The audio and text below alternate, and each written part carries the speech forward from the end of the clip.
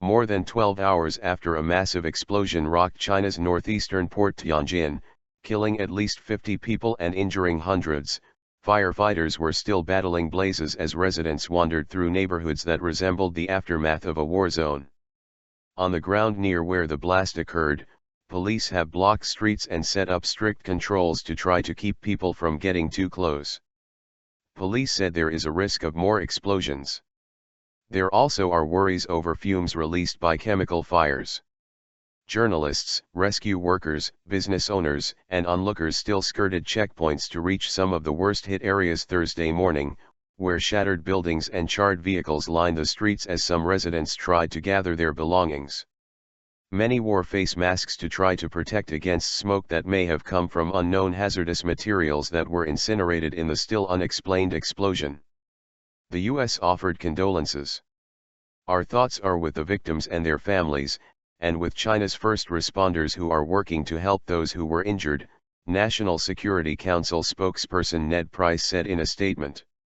At nearby Jinyulanwan apartment complex, with more than 10 high-rise buildings, the shockwave blew out most windows, completely exposing some family living rooms. Glass and debris littered the ground outside.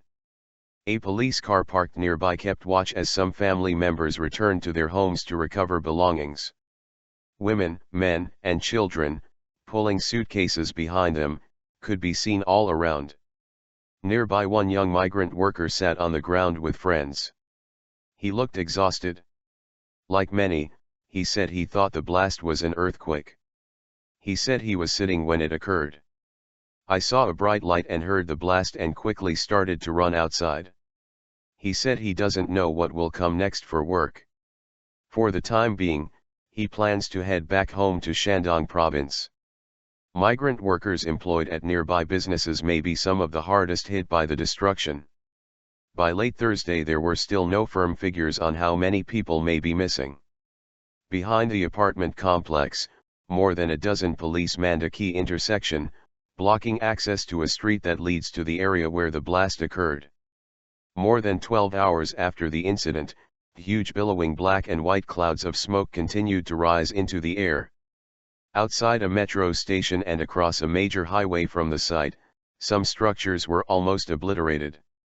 Not far away, VOA reporters met a truck driver surnamed Zhang who was trying to drive his car home from near the blast site. Shirtless and seemingly still in shock, he talked about how he and other drivers had managed to escape unharmed. When the blast occurred, Zhang said he just ran. "It's all a blur to me now.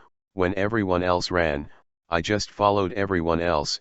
We ran in one direction and then back around again without thinking." It is still unknown what caused the explosion, which state media said occurred at a warehouse owned by Ruihai International Logistics.